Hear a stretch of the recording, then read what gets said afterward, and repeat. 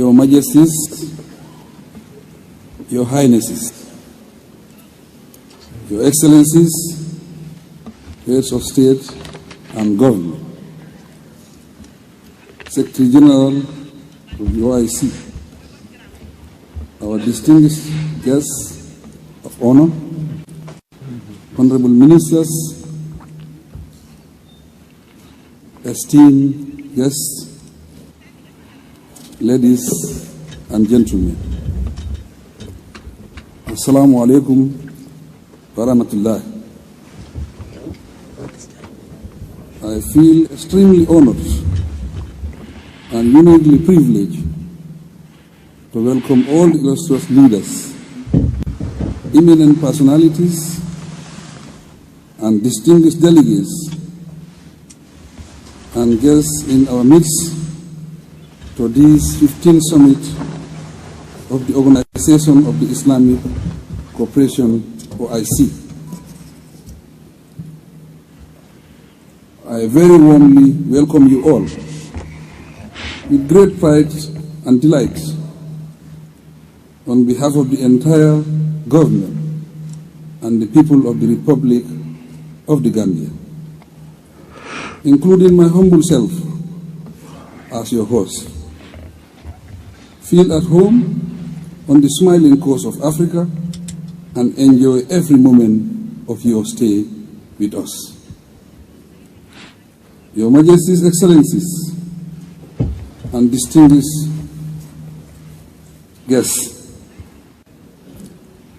after several unavoidable postponements, we have eventually converged for this eagerly awaited auspicious Islamic Summit. For this achievement, I express most profound appreciation and gratitude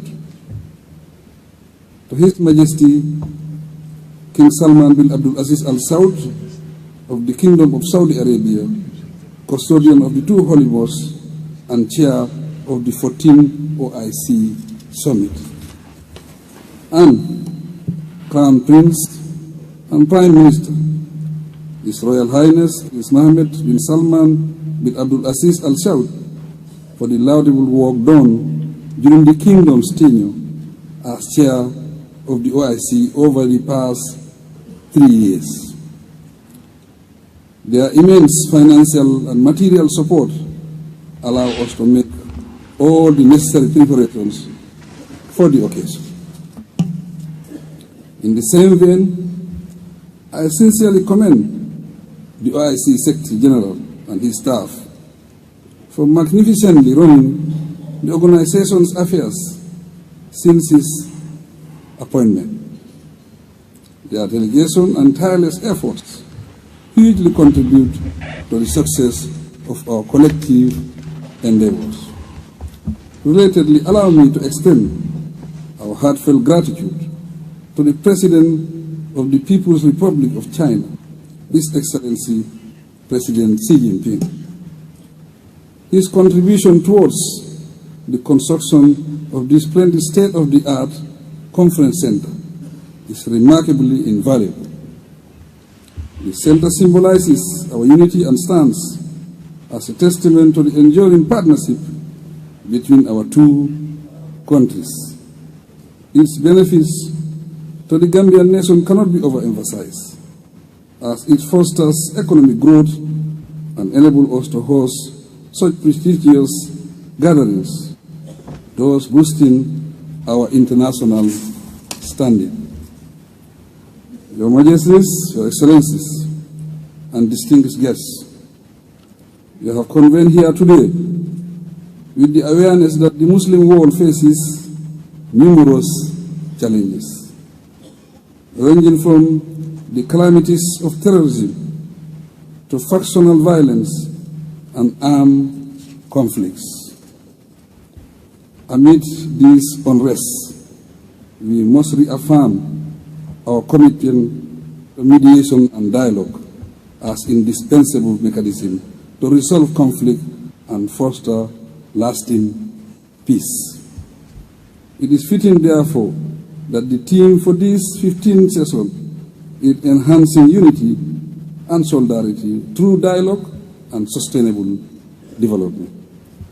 Excellencies, esteemed delegates, since the OIC seeks to promote solidarity and unity among Muslims around the world and find solutions to their problems, this summit provides a unique opportunity for member states to strengthen relations through dialogue, share experiences for deeper mutual understanding, and adopt innovative resolutions that go beyond national borders to foster collective peace and inclusive, sustainable development. A viable route to achieve these objectives lies in sustained cordial relations within an environment of trust and cooperation. As President of the Republic of the Gambia and Chairman of the OIC for the next 3 years, we pledge to promote unity, solidarity, and sustainable development within the Islamic world. Our approach will include prioritizing initiatives that enhance economic cooperation, foster cultural exchange, and address pressing issues such as poverty and access to education and healthcare. In collaboration with other member states, the Gambia stands committed to championing the cause of peace and stability in regions troubled by conflict. We advocate implementing diplomatic solutions and providing humanitarian assistance to alleviate the suffering of distressed people. Through proactive engagement and meaningful dialogue, we will encourage unity and solidarity among member states based on a shared vision of a peaceful, prosperous, and equitable future for all. In this context, it is essential to address the prolonged conflict in Palestine and the devastating wars in Gaza. Those encounters have caused endless human suffering for over 75 years. Certainly, the plight of the Palestinians is a matter of grave concern, not only to the Muslim Ummah, but also to the entire world. The ongoing violence, instability in the region, and humanitarian crisis in Gaza continue to make the prospects of peace remote. In fact, the hostilities pose a serious threat to regional stability and global peace. I call upon member states to take decisive action to address the root causes of the conflict and work towards a just and lasting solution. This should include convening a comprehensive peace conference for all stakeholders to negotiate a settlement that provides for the rights, dignity, security, and sovereignty of the communities affected. In our view, military action is not an option. Rather, we endorse a peace accord based on a two-state solution. This proposal is to guarantee both states the rights to full sovereignty and self-determination. Further, we affirm the need to enable the Palestinian people to regain their legitimate national rights, as recognized by the international community through its recognition of a state of Palestine within the 1967 borders with Al-Quds and Al-Sharif as its capital.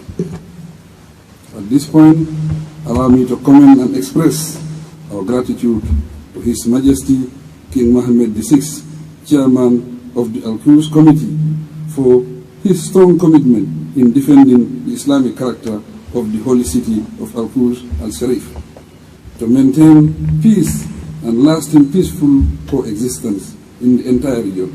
As leaders of the Islamic world, we must seize this opportunity to chart a new course towards peace and reconciliation. Let us recommit ourselves to the principles of justice, equality, and mutual respect. Act collectively to end the suffering of the Palestinian people and build a future of peace and prosperity for all. I commend South Africa for its recent decision to take Israel to the International Court of Justice, following in our footsteps to seek justice under the Genocide Convention. This bold move illustrates the collective commitment of the international community to the principle of justice and human rights. It sends a powerful message that impunity for grave violations of international law, such as those committed against the Palestinian people, will not be tolerated. We stand in solidarity with South Africa and all those who advocate justice and accountability, and we pledge our support for their efforts to seek redress for the victims of atrocities committed by Israel. Your Excellencies, I am proud to state that in its capacity as chair of the ad hoc OIC Ministerial Committee on Human Rights Violations against the Rohingya people, the Gambia is actively pursuing the legal proceedings filed against Myanmar in the quest for justice and accountability.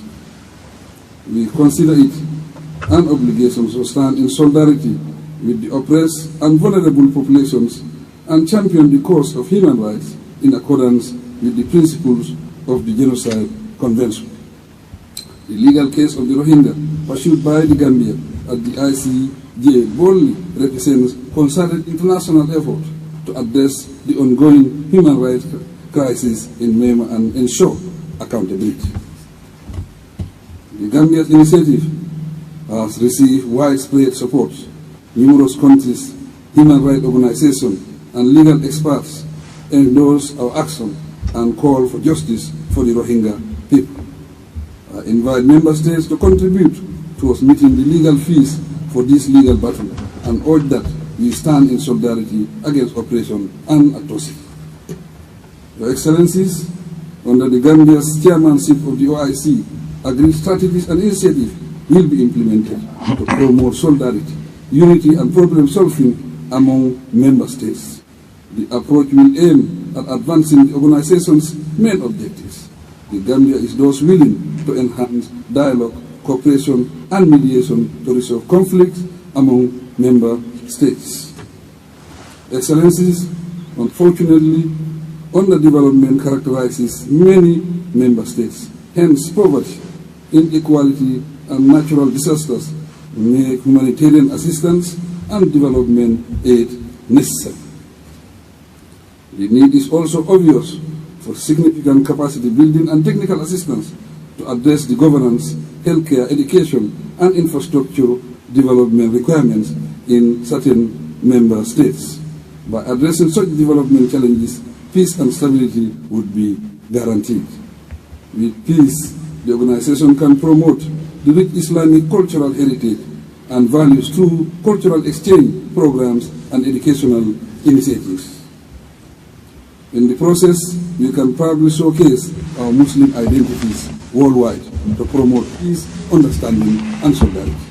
Esteemed delegates, we live in a world that requires religious tolerance, which does not imply abandoning one's beliefs or values.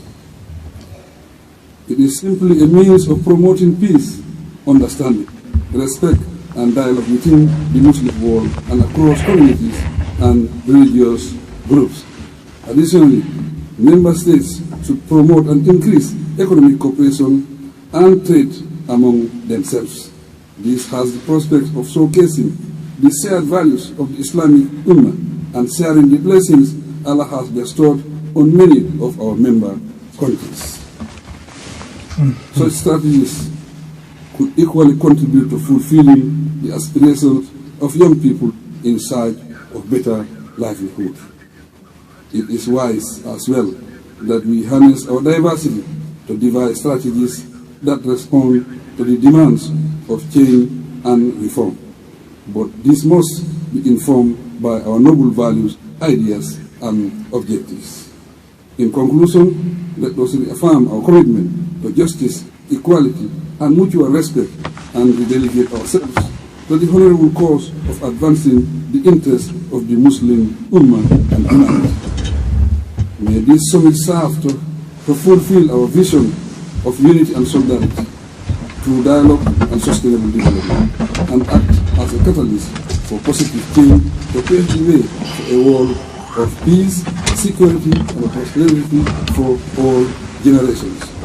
I pray also that the future is filled with joy, and marked by reconciliation, harmony and progress for the OIC, the Muslim Ummah and humanity at large. I thank you for your kind attention.